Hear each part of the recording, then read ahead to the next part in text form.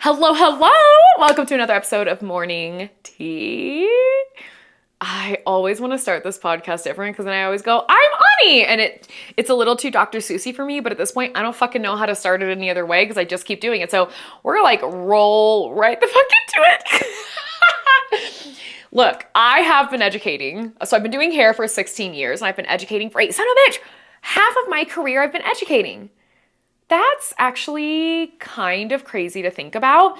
And people always ask me, like, did you know you wanted to get into it? Yes and no. I always felt like I wanted to educate, but I didn't know what that looked like. Like, I didn't know if I wanted it to be color or for a brand on product. Like, I truly had no idea. But did I know that I loved educating? Yes. Like, I loved teaching people things. I loved learning. I don't want to say like regurgitating information, but like kind of yes. And so back in 2017, I was recruited to be director of education for a hair extension company. And man, I'm gonna tell y'all now, whatever you think educating is like, it's not. That's like probably the best way I could say it. Being an educator is not what you think. You think it's gonna be glamorous and lights and cameras and people, I don't know, they'll adore you and it's gonna be all fun and games. It's not, bitch. It's fucking not all fun and games. There's so much about being an educator that people just don't fucking talk about. Like, they don't talk about it, right? So I feel like I want to let you in almost like behind the door. Like, let's open the curtain a little bit, Wizard of Oz style. Also, never seen that movie. Never seen Wicked either. Don't come for me. But let's kind of like open up that curtain and talk about what that looks like. Because I feel like I had certain expectations of what it might be like. And while parts of it absolutely lived up to that expectation, there's also another part that I was like, damn, bitch, I was unfucking prepared. Now, the first thing to realize is just because you're good at hair does not mean you're going to be a good educator. You can be the best fucking hairstylist on earth. You might be the worst fucking educator, because doing something and then teaching people how to do something are two very, very different skill sets. Especially if you've been doing something for long enough and you have so much muscle memory and you're like, oh, you just do this. Okay, but why? Why do you do that? How do you do that? How do you explain that little magical movement to someone who isn't getting it? If you're right-handed, how do you explain it to a lefty? If you're left-handed, how do you explain it to a right-handed person? What if you have said the same thing 5 fucking times and the person still doesn't get it? Do you know how to say it another way? Then do you know how to say it a third way? Because those are things that I've experienced that day. I was like, I'm right-handed, so everything I teach is right-handed. Well, guess what?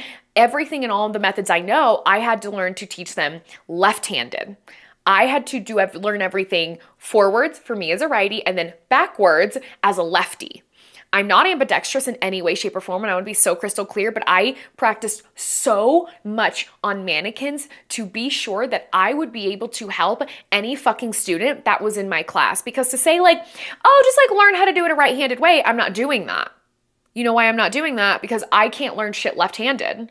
So if I went to a lefty-only class or a class full of lefties and they're like, yeah, just do it backwards, that fuck me up. That's hard. So learning to explain things in a completely different way, learning to explain things literally forward and backward, and having the answer to why. Well, why are you doing it like that? Oh, it just feels good. No. Oh, it's just how I've always done it. Also, no. You have to have a literal reason. There needs to be an answer why. Doesn't mean you have to have every single answer. There have been times where I've been asked questions and I'm like, you know what? That's a good question. It's something I've never thought about. Let me give it some thought. Let me pull out my mannequin head or grab a client and like, let me do it real quick and I'll let you know. That's a good educator. If you're making up bullshit on the spot, bad. No, don't do that. Not only that, okay, let's say you are great at doing hair. And let's say you're also a great fucking educator and you can explain anything and everything 100 different ways. How are you with dealing with bad energy? How are you with dealing with that one baby back bitch in class who's such a negative fucking Nancy and the whole class is looking at like, like, oh God, what's happening? Yet you also have to deal with that. How do you deal with the student that's completely defensive and you're wrong? How do you deal with a fucking know-it-all that if you say the sky's blue, they're like, well, actually, it's cerulean. It's not blue. How do you deal with that? You have to learn how to do that. Because as much as you would think like, oh my God, Ani, I'm never going to experience that. Like they paid to be in my class. Yeah, and I have had so many people pay, not so many actually, let me not exaggerate it. I have had people, handful, pay to be in a class with me and then be a fucking dick. It's honestly the craziest shit I've ever seen. It's just ego, which is fine. I know the fact that I'm a woman, the fact that I look very young. I am 35 fucking years old. I am not a child. Like, that's the best way I can always say it. I'm like, I'm not a little kid. I'm like a whole ass adult. But for some people, it doesn't matter. The fact that they were older than me at all, immediately in their mind, they were smarter than me and better than me, and they treated me like shit. Damn, bitch, you literally paid to be in this class. You're being so mean to me. Crazy. Which also brings me to, you as an educator have to be okay with not everyone is going to love you. There will always be people that hate you. They're going to hate you because you do things differently. Not even saying wrong, I'm just saying different. You could both be 100% right, you just do it different. I don't care, they hate you. It could be a competitor. Even if you are not doing the same thing, if they feel like you're taking shit away from them, you're immediately a competitor and they fucking don't like you. If you say that based on scientific proof or evidence or how the hair industry has evolved, you no longer agree with XYZ, they fucking hate you for it. Because I do it XYZ. Are you saying I'm wrong? Are you saying I'm bad? No, I'm just saying like shit changes and we don't do that anymore. That's all I'm saying. That's it. That sucks. But you have to be okay with all of those things. If you are not okay with it, or you do not think you can grow to be in that position, do not become an educator.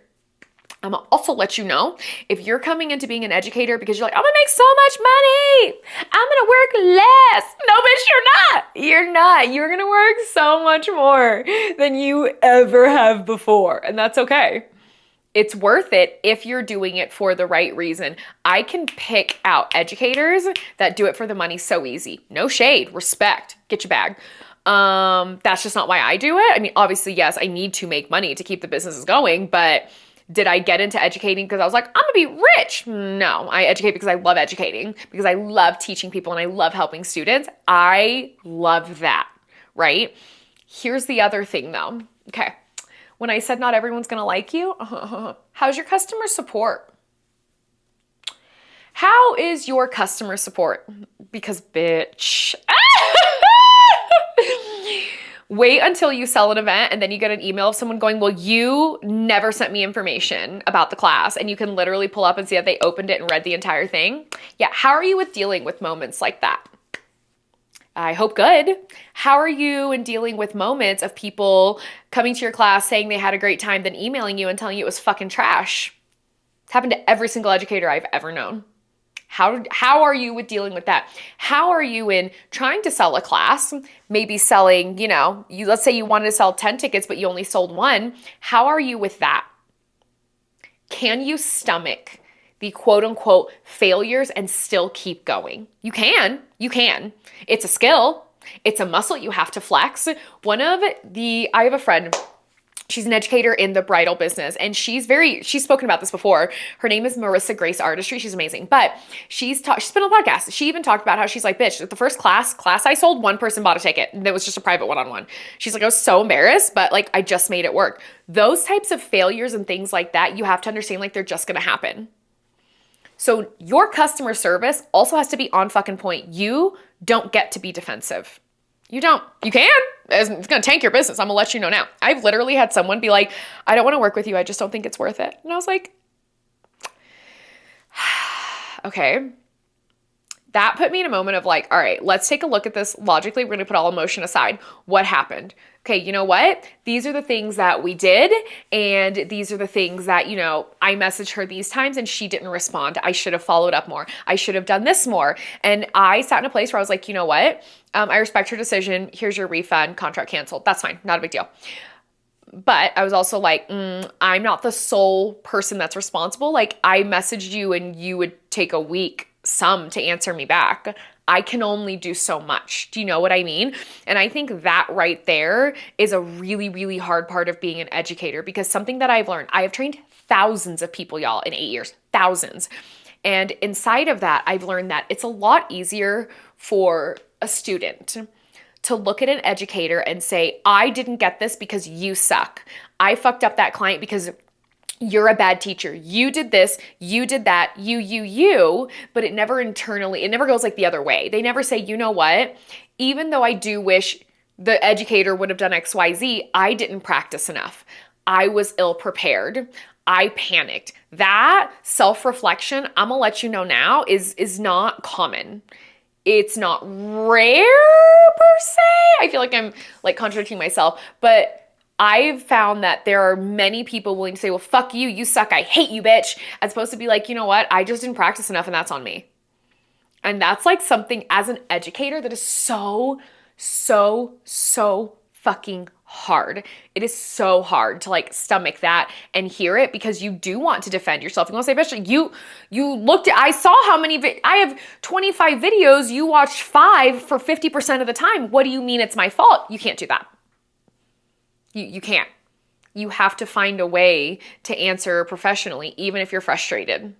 Suck it up, buttercup. In the same way that I own a hairline and I have people that will email me. It's happened a couple times actually now, but mad. Why did you send the hair to the wrong address? What am I supposed to do now? And I'm like, hey, this is the address you put, 123 Main Street. Like that's the address we sent it to. Yeah, I know, but that's the wrong address. What? Okay. But that's the address you put down. Yeah. And it's the wrong one. And you are now yelling at me and you're upset because you put down the wrong address. Yeah. Oh, cool.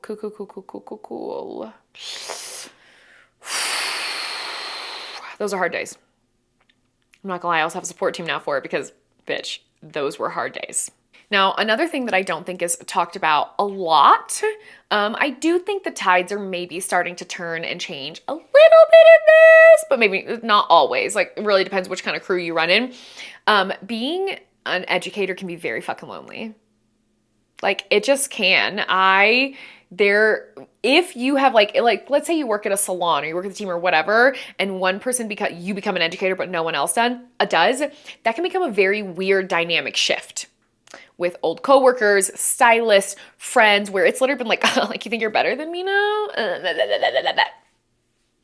Okay. I didn't. I wanted to do this. Me doing this has no impact or reflection on you and your skill, but that's not how people take it. That's just for some odd reason, not how people take you. It can be very isolating. Like it's very, very fucking lonely. And then once you realize that sometimes people just forget, you're a human.